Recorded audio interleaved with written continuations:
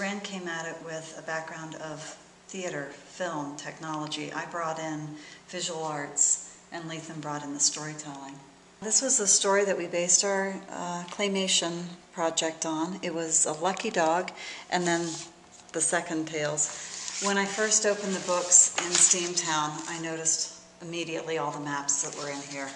And it was just such a fun book, a great story. A true story based on a dog that was the male mascot for the U.S. rail system that delivered mail. And this young dog was found abandoned, neglected, and they took him on, and he ended up riding the rails. It was based on a true story that began back in the 1890s. So we were able to show the kids the story, the storyline, and go into the aspect of what was going on in time across the United States in the 1800s, 1890 to 1900.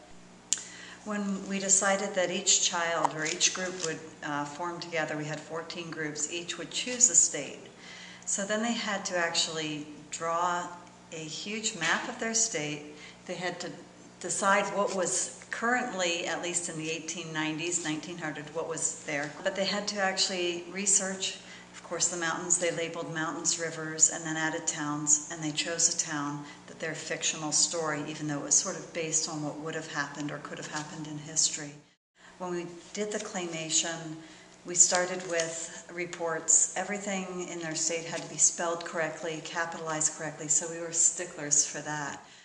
The second half of our residency focused on storytelling, where the students took favorite folk tales and wrote contemporary adaptations of them, and then performed these tales for the video camera. This involved lessons in literature, story structure, and public presentation. Wait, I have the other shoe!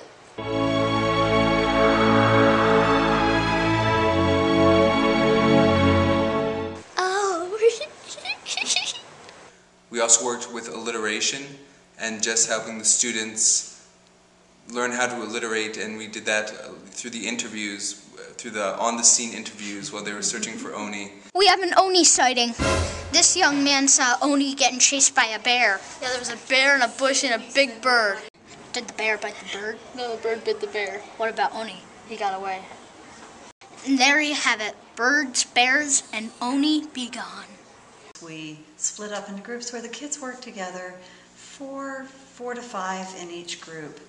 Really interesting to see the problem-solving process where the students would want to share their story, and they had to find ways to incorporate everyone's idea to be able to find a way to agree upon the best way to share the story. And I thought one of the most exciting parts of this process was watching a lot of students find new ways to express themselves creatively. And the grubby old troll who lives under the bridge! Yeah! These elements of claymation, story performance work, and geography all came together to create a storytelling program interrupted by news flashes of anchors desperate to try and get the exclusive interview with Oni, the rail mail mascot.